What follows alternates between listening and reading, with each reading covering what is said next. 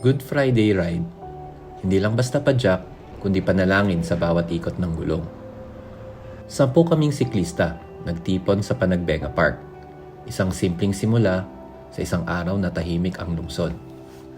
Asul ang langit, malamig ang hangin, at sa gitna ng krisis sa langis, kapansin-pansin, parang huminga ang kalsada. Kaunti ang sasakyan, kaya ang biyahe naging banayan.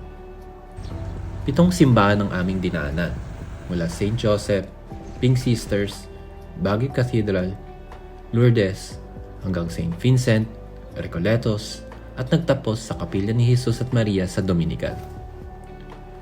Sa bawat hintuan, hindi lang pahinga, kundi pag-alala, mga dasal para sa kapayapaan sa mundo, katahimikan sa gitna ng krisis, at para rin sa aming kaibigang siklista na si Neil.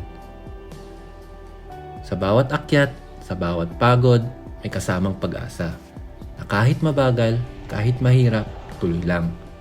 Dahil minsan, ang biyahe, hindi lang tungkol sa destinasyon, kundi sa panalangin dala mo habang papunta ka roon. Good Friday Ride, tahimik pero ramdam.